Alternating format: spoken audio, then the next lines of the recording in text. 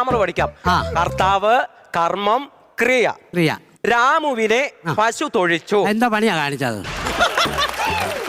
ഇതിനകത്ത് പറയുന്ന കേക്ക്. രാമുവിനെ പശു തൊഴിച്ചു. ഇതിനകത്ത് കർമ്മം എവിടെ? രാമുവിന്റെ വീട്ടുവളപ്പിൽ തന്നെ നടക്കും. പശു അല്ലയോ തൊഴിച്ചേ? കർമ്മം എന്ന് പറഞ്ഞാൽ ഇവിടെ തൊഴിച്ചു. ഓ, തൊഴിച്ചെന്നോ? എടാ പറഞ്ഞു മനസ്സിലായോ? ഈ തൊഴിക്ക് പറയുന്ന കർമ്മം എന്നാ. അപ്പൊ ഞങ്ങളുടെ വീട്ടിൽ മിക്ക ദിവസം ഈ കർമ്മം നടക്കാറുണ്ട്. അച്ഛൻ പണിയും കഴിഞ്ഞിട്ട് അങ്ങ് കർമ്മം ചെയ്യും, അമ്മയും കർമ്മം ചെയ്യും.